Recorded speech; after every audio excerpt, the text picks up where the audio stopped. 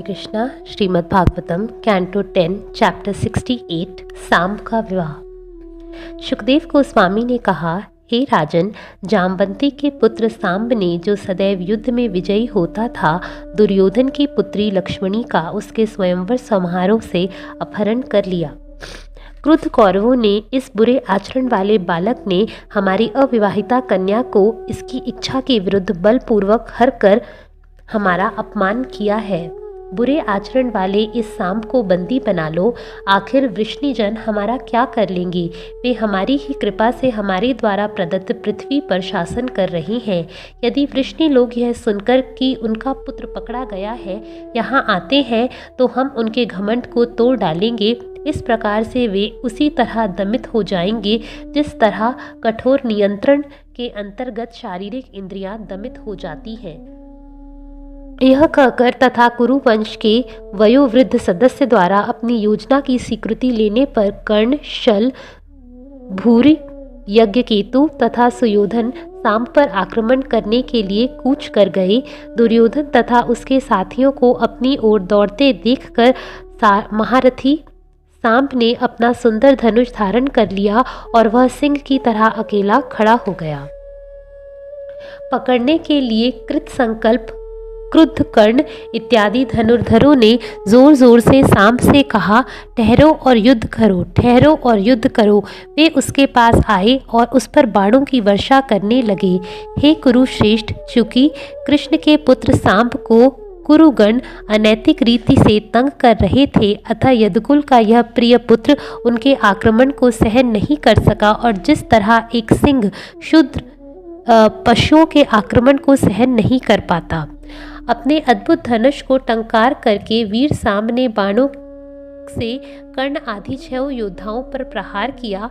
उसने 6 रथ को उतने ही बाणों से, 4 घोड़ों की टोली को 4 बाणों से और प्रत्येक सारथी को एक एक बाण से भेद डाला। इसी प्रकार उसने रथों की बागडोर संभालने वाले रथी महान धनुर्धनों पर भी प्रहार किया। शत्रु योद्धाओं ने सांब को उसके इस पराक्रम प्रदर्शन के लिए बधाई दी, किंतु उन्होंने उसे रथ से नीचे उतरने पर विवश कर दिया और उसके बाद उनमें से 4 ने उसके 4 घोड़ों को मार दिया, एक ने उसके सारथी को मार डाला और दूसरे ने उसके धनुष को तोड़ डाला। युद्ध के दौरान सांब को रथ विहीन करके कुरु योद्धाओं ने बड़ी मुश्किल से उसे बांध लिया और तब वे उस कुमार तथा अपनी राजकुमारी को लेकर विजयी भाव से अपने नगर में प्रविष्ट हुए। हे राजन, जब यादवों ने श्री नारद से यह समाचार सुना तो वे क्रुद्ध हो उठे। राजा उग्रसेन द्वारा प्रेरित किए जाने पर उन्होंने कुरुओं के विरुद्ध युद्ध की तैयारी कर ली, किंतु भगवान बलराम ने वृष्णिवीरों के क्रोध को शांत किया, जिन्होंने पहले से अपने कवच धारण कर लिए थे। कलह के युग को शुद्ध करने वाले बलराम कुरुओं तथा वृष्णियों के बीच कलह नहीं चाहते थे, अतः वे ब्राह्मणों तथा परिवार के गुरुजनों, बड़े बूढ़ों के साथ अपने रथ पर हस्तिनापुर गए। उनका रथ सूर्य की तरह तेजोमय था। जब वे जा रहे थे तो ऐसे लग रहे थे कि मानो प्रधान ग्रहों द्वारा घिरा चंद्रमा हो। हस्तिनापुर पहुंचकर बलराम नगर के बाहर एक बगीचे में रह गए और उद्धव को धृतराष्ट्र के इरादों का पता लगाने के लिए आगे भेज दिया। अंबिका पुत्र धृतराष्ट्र तथा भीष्म, द्रोण, भालिक तथा दुर्योधन को समुचित आदर देकर उद्धव ने उन्हें बतलाया कि भगवान बलराम आ गए हैं। यह सुनकर कि उनके प्रियतम मित्र बलराम आ चुके हैं, वे अत्यधिक प्रसन्न हुए और सर्वप्रथम उन्होंने उद्धव को आदर दिया। तत्पश्चात वे अपने हाथों में शुभ भेंटें लेकर भगवान से मिलने गए। वे भगवान बलराम के पास गए और गौओं तथा अर्घ्य की भेंटें से यथोचित विधि से उनका पूजन किया। कुरुओं में से उन लोगों ने जो उनकी असली शक्ति से परिचित थे, भूमि को सिर से छूकर उन्हें प्रणाम किया। जब दोनों पक्षों ने सुन लिया कि उनके संबंधी गण कुशल मंगल से हैं और दोनों ने एक दूसरे से कुशल मंगल तथा स्वास्थ्य के विषय में पूछताछ कर ली, तो बलराम ने कुरुओं से सीधे तौर पर इस प्रकार से कहा। बलराम जी ने कहा, राजा उग्रसेन, हमारे स्वामी तथा राजाओं के भी शासक हैं। तुम लोग एकाग्र चित्त से उसे सुन लो जो उन्होंने तुम लोगों को करने के लिए कहा है और तब उसे तुरंत करो। राजा उग्रसेन ने कहा है, यद्यपि तुम में से कई ने अधर्म का सहारा लेकर धर्म के सिद्धांतों पर चलने वाले अकेले प्रतिद्वंदी को पराजित किया है, फिर भी मैं पारिवारिक सदस्यों में एकता बनाए रखने के लिए यह सब सहन कर रहा हूँ। बलराम के पराक्रम, साहस तथा बल से पूरित एवं उनकी शक्ति के समरूप इन शब्दों को सुनकर कौरवगण क्रुद्ध हो उठे और इस प्रकार बोले। कुरु नायकों ने कहा, ओह, यह कितनी विचित्र बात है। काल की गति निसंदेह दुर्लभ्य है। अब पैरों की एक जूती उस सिर पर चढ़ना चाहती है जिसमें राजमुकुट सुशोभित है। चूंकि ये वृष्णिवजन हमसे वैवाहिक संबंधों से बंधे हैं, इसलिए हमने इन्हें अपनी शया, आसन तथा भोजन में बराबरी का पद दे रखा है। असल में तो हम ही ने इन्हें राज सिंहासन प्रदान किया है। चूंकि हमने परवाह नहीं की, इसलिए वे चमड़ी के पंखे तथा शंख, श्वेत छाता, सिंहासन तथा राजशैया का भोग कर सकें। अब यदुओं को इससे आगे इन राजसी प्रतीकों का उपयोग न करने दिया जाए, क्योंकि अब ये प्रदान करने वालों के लिए कष्टप्रद बन रहे हैं, जिस तरह विषैले सांपों को पिलाया गया दूध। ये यादवगण हमारी कृपा से समृद्ध बनकर अब सारी लाज शर्म खो चुके हैं और हमें आदेश देने का दुस्साहस कर रहे हैं। भला इंद्र भी किसी वस्तु को हड़पने का दुस्साहस कैसे कर सकता है जिसे भीष्म, द्रोण, अर्जुन या अन्य कुरुजनों ने उसे नहीं दिया है। यह तो वैसा ही है जैसे मेमना सिंह के वध की मांग करे। श्री बादरायण ने कहा, हे भारतों में श्रेष्ठ, अपने उच्च जन्म तथा संबंधों के ऐश्वर्य से फूलकर कुप्पा हुए घमंडी कुरु जब ये कटु वचन बलराम से कह चुके तो वे अपने नगर को वापस चले गए। कुरुओं के दुराचरण को देखकर तथा उनके भद्दे शब्दों को सुनकर अच्युत भगवान बलराम क्रोध से उबल पड़े। उनका मुखमंडल देखने में भयावना था और बारंबार हंसते हुए वे इस प्रकार बोले। भगवान बलराम ने कहा, स्पष्ट है कि इन बदमाशों की विविध वासनाओं ने इन्हें इतना दंभी बना दिया है कि वे शांति चाहते ही नहीं। तो फिर इन्हें शारीरिक दंड द्वारा समझाना बुझाना होगा, जिस तरह लाठी से पशुओं को सीधा किया जाता है। ओह, मैं धीरे धीरे ही क्रुद्ध यदुजनों तथा कृष्ण को भी, जिन्हें क्रोध आ गया था, शांत कर सकता था। मैं इन कौरवों के लिए शांति की कामना करते हुए यहाँ आया, किंतु ये इतने मूर्ख स्वभाव से कलह प्रिय तथा दुष्ट है कि इन्होंने बारंबार मेरा अनादर किया है। दंभ के कारण इन्होंने मुझसे कटु वचन कहने का दुस्साहस किया है। क्या भोजों, वृष्णियों तथा अंधकों के स्वामी राजा उग्रसेन आदेश देने योग्य नहीं है, जबकि इंद्र तथा अन्य लोक पालक उनके आदेशों का पालन करते हैं। वहीं कृष्ण, जो सुधर्मा स्वभाव भवन के अधिकारी हैं और जिन्होंने अपने आनंद के लिए अमर देवताओं से पारिजात वृक्ष ले लिया, क्या वही कृष्ण राज सिंहासन पर बैठने योग्य नहीं है?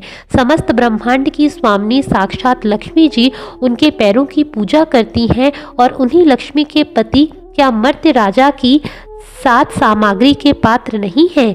कृष्ण के चरण कमलों की धूल, जो सभी तीर्थ स्थानों के लिए पवित्रता का उद्गम है, बड़े बड़े देवताओं द्वारा पूजी जाती है। समस्त लोकों के प्रधान देवता उनकी सेवा में लगे रहते हैं और अपने मुकुटों पर कृष्ण के चरण कमलों की धूली धारण करके अपने को परम भाग्यशाली मानते हैं। ब्रह्मा तथा शिवजी जैसे बड़े बड़े देवता, यहाँ तक कि लक्ष्मी जी और मैं भी उनके दिव्य व्यक्तित्व के अंश हैं और हम भी उस धूल को बड़ी सावधानी से अपने सिरों पर धारण करते हैं। क्या इतने पर भी कृष्ण राज प्रतीकों का उपयोग करने या राज सिंहासन पर बैठने के योग्य नहीं है? हम वृष्णिगण केवल उस छोटे से भूभाग का भोग करते हैं जिस किसी की कुरुगण हमें अनुमति देते हैं और हम निसंदेह जूते हैं, जबकि कुरुगण सिर है। जरा देखो तो इन अभिमानी कुरुओं को, जो सामान्य शराबियों की तरह अपने तथाकथित अधिकार में उन्मत्त हैं।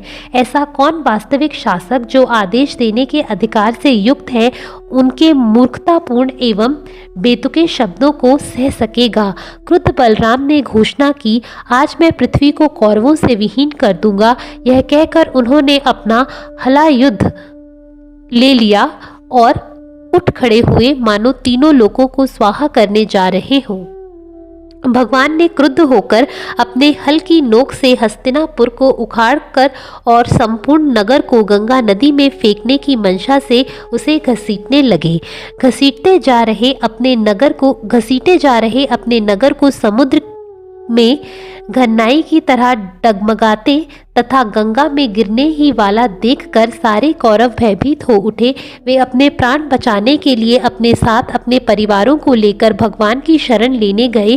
सांब तथा लक्ष्मणा को आगे करके उन्होंने विनय पूर्वक अपने हाथ जोड़ लिए। कौरवों ने कहा, हे राम, हे सर्वाधार राम, हम आपकी शक्ति के बारे में कुछ भी नहीं जानते। कृपया हमारा अपराध क्षमा कर दें, क्योंकि हम अज्ञानी हैं और बहकावे में आ गए थे।